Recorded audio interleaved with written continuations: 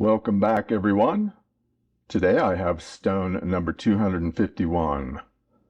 Now this stone comes from Absolute Opals, and it was part of the 5th parcel that I purchased from Carl.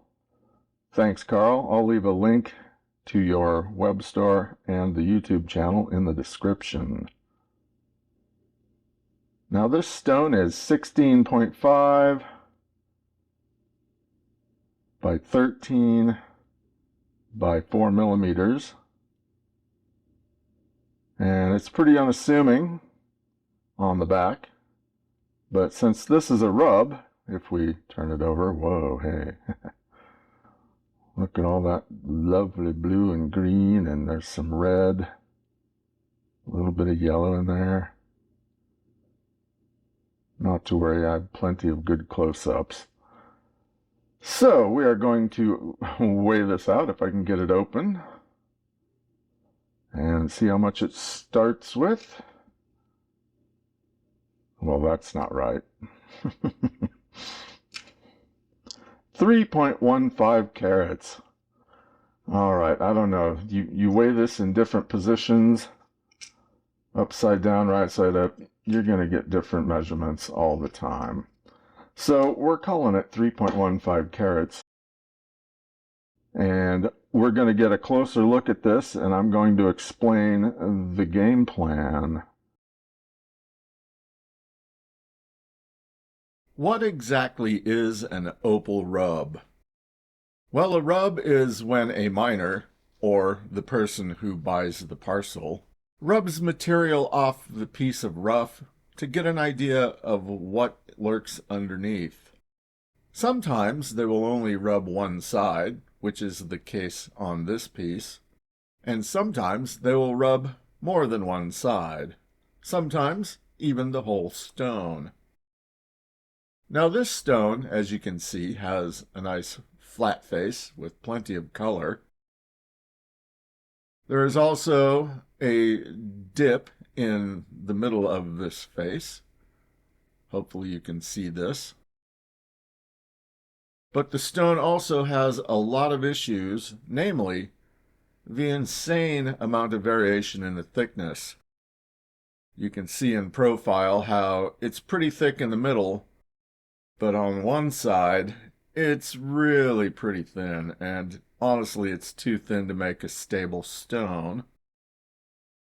So I have decided to cut this side off, and you can see here where I've marked the place I want to cut.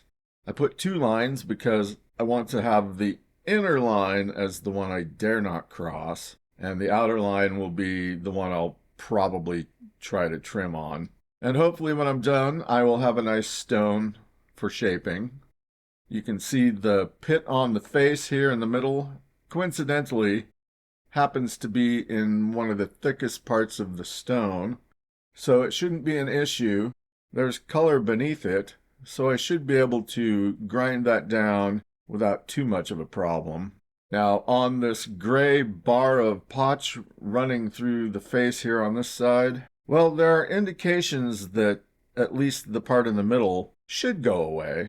There's no guarantee, however, so I'm just going to have to carefully rub that area down, and hopefully it all goes away.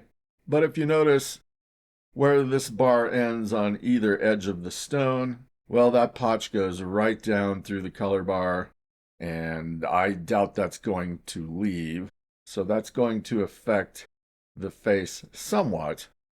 Shaping this will be difficult. I haven't quite figured out how I want to make it. It might end up being a freeform, but I can't judge that until I cut it.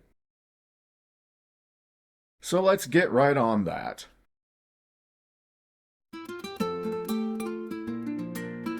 Okay, we have the cutting wheel set up, and now's the time. Wish me luck.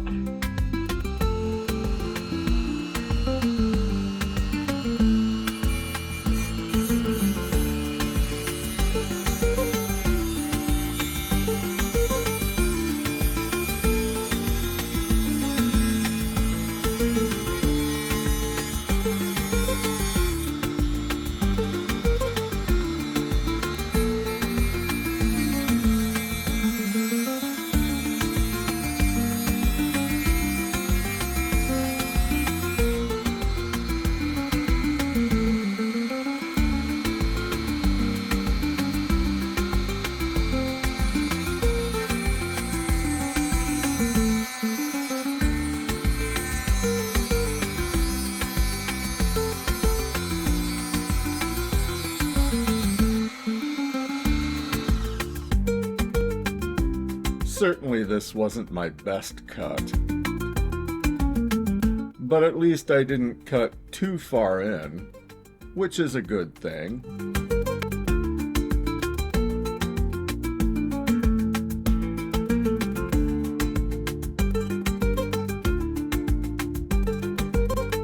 Let's take a look at this cut piece. Now you can see that the cut is fairly jagged there. And if we look closer at the side of the stone, we can immediately see a very good sign. That is the black potch that is appearing. No clue on if that will actually expand and touch the color deeper in the stone.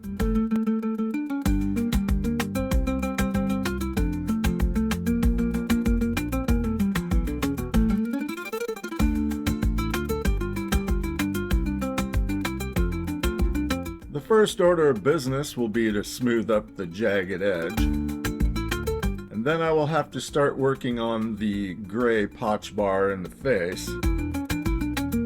But as I look at this stone, this edge here has a lot of sand right at the top, and it also has a little variation underneath, so that tip is going to have to come off.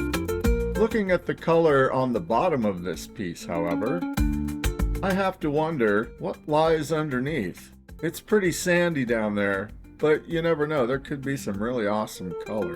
So I'll give that a touch just to check.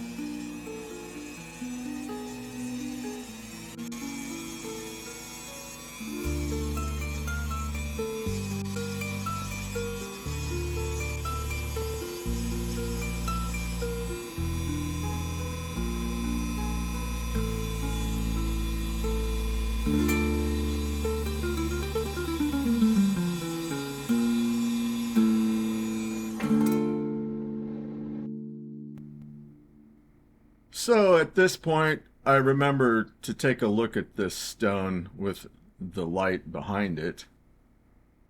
And you can see one thing here that I noticed. This stone is not going to clear that gray potch out of its face. Oh well, it was a good dream while it lasted.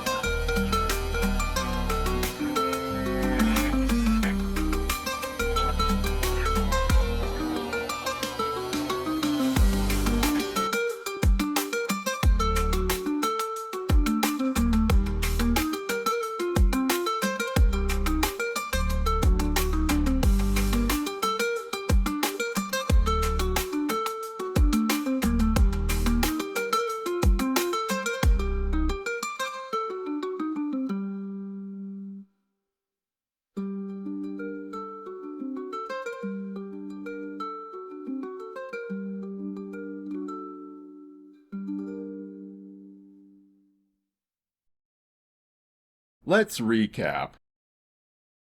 As a rough rub, stone 251 weighed 3.15 carats, was 16.5 by 13 by 4 millimeters. This came from Absolute Opals, and it originates from Lightning Ridge, Australia.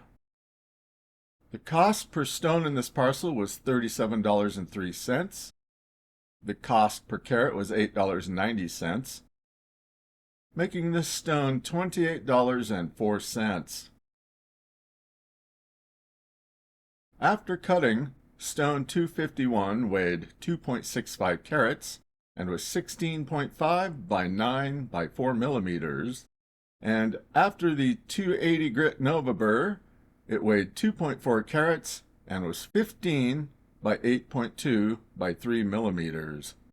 Finished, stone 251 weighs 2.1 carats. It is 14.8 by 8 by 2.7 millimeters. It has a low dome, or none, really. Its body tone is N5. Its brightness is 3. Strangely, I kept 66.6% of its initial weight.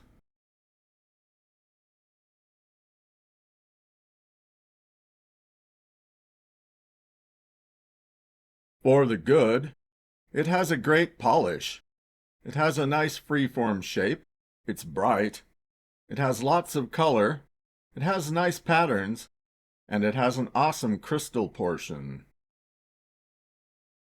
For the bad, it has numerous pits and cutting marks. The shape is wonky, and this might complicate bezel setting the stone. The thin part of the tip's back is problematic, and all the gray potch left in the face.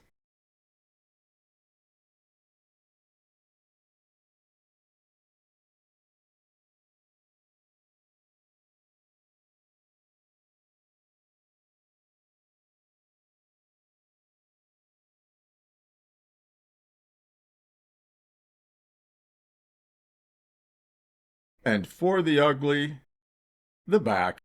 That part under the tip might actually make this stone weaker. This stone is now finished and in the books. There are still some existing issues like the pits, but those are pretty small, and to be truthful, you won't really see those unless you have magnification or very good eyesight. You won't even see the stuff on the bottom if it's set in a bezel setting. But regardless, it's still a nice stone, and I had a lot of fun cutting it. However, if I had actually taken a look through backlighting, I wouldn't have bothered chasing the potch in the face as much. I actually had a separate plan to slice the stone a second time, and I would have gotten 2 pretty nice stones. Did I make a mistake here? Well, I could always cut it now. But let's just enjoy the parting look at this stone. And I want to remind everyone that if I can cut opal, you can cut opal.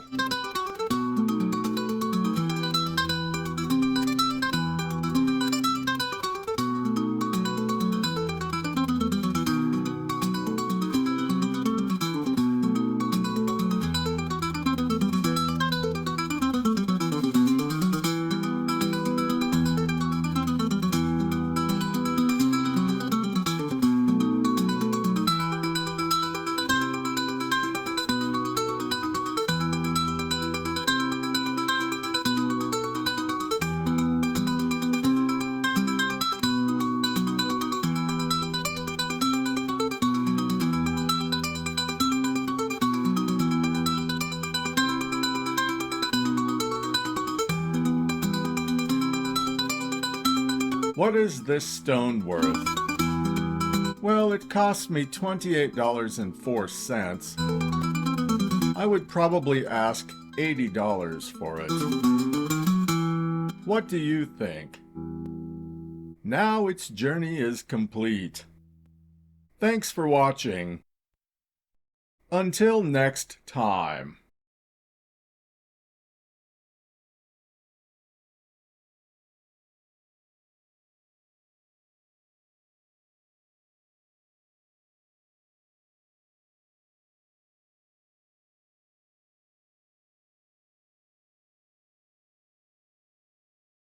So what about the offcut?